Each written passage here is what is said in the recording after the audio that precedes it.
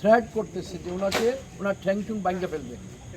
এবং পাশাপাশি শুনলাম যে এখানে যে একটি জায়গার মধ্যে মাটি দেওয়াকে কেন্দ্র করে এখন মালিক যদি আমাকে না দিতে চায়, আমি জুড়ে যদি নেই তাহলে এটা চাঁদাবাজি হবে। আর মালিক যদি ইচ্ছা করে আমাকে ডেকে দেয় কোনো কাজ করার জন্য, সেইটা চাঁদাবাজি হবে না, সেটা হবে ব্যবসা। এই চাঁদাবাজিকে নির্মূল করার জন্য এই আসরে যিনি নির্বাচিত হয়েছেন আপনার ভোট দিয়ে জনাব খন্দকার আব্দুল মুক্তাদির, চাঁদাবাজির বিরুদ্ধে সোচ্চার এবং দৃঢ় কণ্ঠে ওনার আওয়াজ হচ্ছে চাঁদাবাজ মুক্ত নগরী করতে হবে। আর এই চাঁদাবাজ মুক্ত নগরী করার জন্য আমি মহানগর বিএনপির সেক্রেটারি হিসাবে বলছি, চাঁদাবাজি এই শহরে চলবে না। যেখানেই চাঁদাবাজি হবে সেখানে প্রতিহত করা হবে এবং আইনের আওতায় তাকে নিয়ে আসা হবে। বিএনপির মূলনীতি এটা হচ্ছে, তারেক রহমানের মূলনীতি, এবং এটা ছিল শহীদ জিয়া এবং বেগম খালেদা জিয়ার মূলনীতি। এই নীতির উপরে ছিল বিদায় দীর্ঘ 17 বছর ফ্যাসিস্টের বিরুদ্ধে আন্দোলন সংগ্রাম করে আজকে আবার আপনাদের বুটে, এখানে যারা আপনারা আছেন সবাই আপনাদের বুটে নির্বাচিত হয়ে এখান থেকে খন্দকার আব্দুল মুক্তাদির সাহেবকে আপনারা এমপি বানিয়ে পাঠিয়েছেন এবং উনি বর্তমানে 4টা মন্ত্রণালয়ের দায়িত্বপ্রাপ্ত মন্ত্রী এবং এইগুলা হচ্ছে দেশের অর্থনীতির সাথে সম্পৃক্ত। যদি এই দেশটাকে এক্সপোর্ট না হয় তাহলে এই দেশের অর্থনীতির চাবি খুলবে না। পাট যদি উৎপাদন না হয়, শিল্প কারখানা যদি ওপেন না করা হয়, তাহলে দেশের অর্থনীতি চলবে না। এই অর্থনীতির চাবিকাঠি ঘুরানোর কারণে উনি অনেক সময় সিলেটে আসতে পারেন না বা আপনাদের সাথে দেখা হয় না। তারপরেও তিনি ইতিমধ্যে মহানগরীর 4টি ওয়ার্ডের সাথে মত বিনিময় করেছেন। আপনাদের ওয়ার্ডেও মত বিনিময় করবেন। যখন শুনবেন আপনারা সবাই যাবেন এবং এলাকায় কি কি সমস্যা, কোথায় চাঁদাবাজি, কোথায় জমি দখলদারি হচ্ছে, কোথায় অন্যায় অত্যাচার নিপীড়ন হচ্ছে, যদি হয়ে থাকে তাহলে বলবেন। এজন্য আমি এখানে এই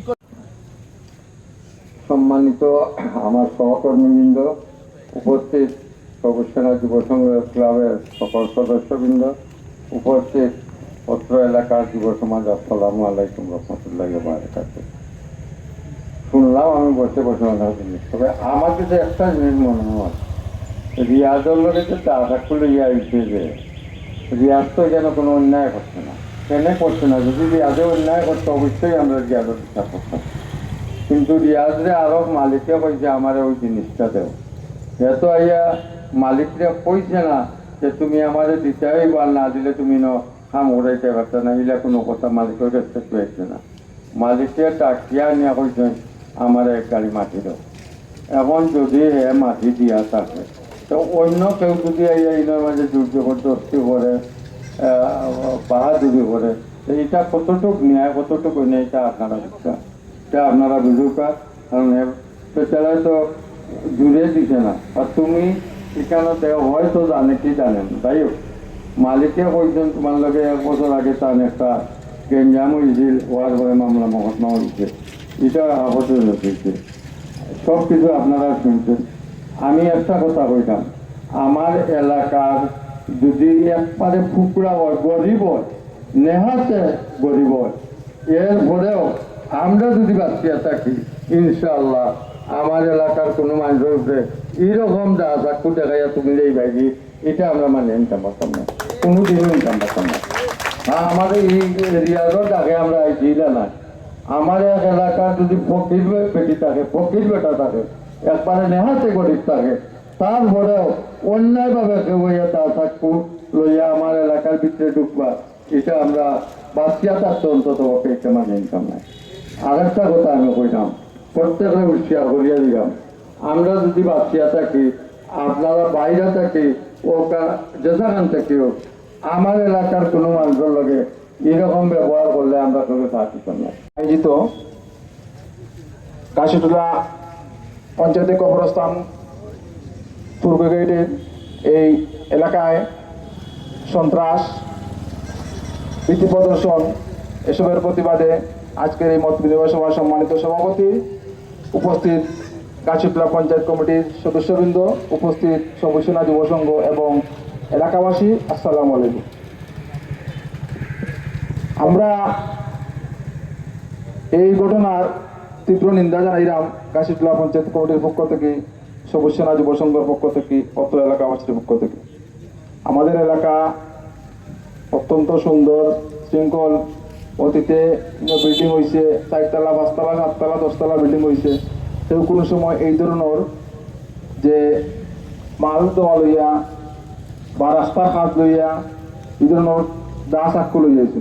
আমি দা চাক্ষু যে লই যাইছো তাইতে আমি উৎসাহ করে দিলাম যে সাহস আপনি করছেন ভবিষ্যতে আর এই ধরনের সাহস করুন না। যেন এই এলাকাবাসী আপনার যে সময় 12 জীব লাঠি ছোটা লইয়া আপনি ফলাইয়া এইটা মাথা নাই। আমি আমার এলাকাবাসীর পক্ষ থেকে আহ্বান জানাইলাম, শান্তিপ্রিয় এলাকা, আমরা শান্তির বসবাস করতাম, আপনারা আমাদের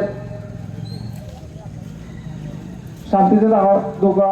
যদি মনে করেন যে না আপনি সন্ত্রাসী, আপনি কোনটা হলিতে পারবো, আমি মনে করি না এই এলাকাবাসীর মানুষ চুরি বিন্দে থাকতো না। এই ওয়ার্ডের মানুষ রুখে দাঁড়াইব, অতীতে দাঁড়াইছে রুকিয়া। এই এলাকা থেকে মনে সন্ত্রাসীরা আমরা আজ থেকে 5-7 বছর আগে 2 বছর আগে আমরা দৌড়াইয়া বার হইয়া দিচ্ছি।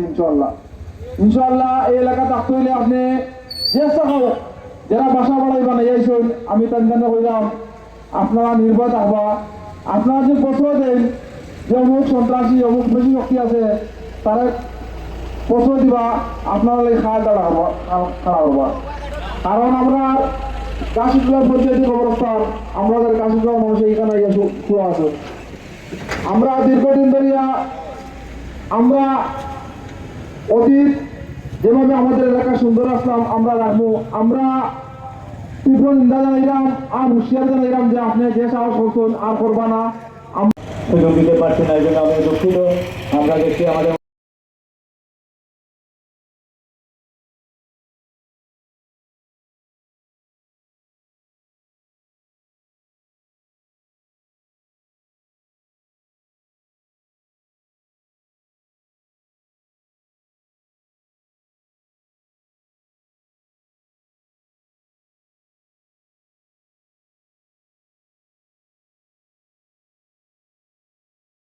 এরকম যে বালু নিয়ে মানে তার লগে মানে তোরা দাও নিয়ে দৌড়াদৌড়ি আমি সাথে সাথে তোকে আমি স্পটে আইছি। আমার পরে দেখছি যে আমি নজরুল আর সেলিম বাবু রিয়াজুদ্দিন বাসা আরও আসলো আপনার সাথে, বিরল ভাইও আসলো। এটা বড় দুঃখজনক যে আসল মুরব্বী পঞ্চায়েতের মুরব্বী হয়তো তোর লোকে মানে ব্যবসা বাণিজ্য তো সবই করতো, ব্যবসা বাণিজ্য করলে যেন তোর মানে একজন লোক আলোচনার মানে শত্রুতা দাও, এটা তো কেউ মানিয়া নিত নাই। হয়তো ব্যবসা আপনিও করা আমিও করলাম, কিন্তু আজকে রিয়াজুদ্দিন বাসার লগে হয়েছে, কালকে আলোচনার লগে হইব। এইটা নিয়ে দরকার আমরা জরুরিভাবে চাইলাম যে প্রতিবাদ করতাম। সভাপতি উপস্থিত কাশীতলা পঞ্চায়েত কমিটির সম্মানিত মুরব্বিয়ান, যুব সমাজ ভাই বোনেরা, আসসালামু আলাইকুম। সম্মানিত উপস্থিতি, আমরা পোলাপাড়া এলাকার বাসিন্দা, আমরা এই খবর শুনে আজকের এই সভায় উপস্থিত হয়েছি। এখানে একটা সন্ত্রাস হয়েছে। সন্ত্রাস বলতে কি বুঝেন সেটা বুঝতে হবে। আজকের এই প্রতিবাদ সভাটা হচ্ছে সন্ত্রাসের বিরুদ্ধে। এই এলাকায় যা সভায় আমরা পরামর্শ করে আমরা কিভাবে সুন্দরভাবে আমরা সুন্দরভাবে সমাজ গঠন করা যায়, আমরা এই বিষয়ে নিয়ে দামে হয়েছে না, আমি অন্য কান থেকে আনবো ভাই, তোমার টাকা পয়সা হিসাব নিয়ে যাও, আমি আর তোমার কাছ থেকে মাল আনবো না, এই সমাধান করিয়ে বিলা রিয়াজ।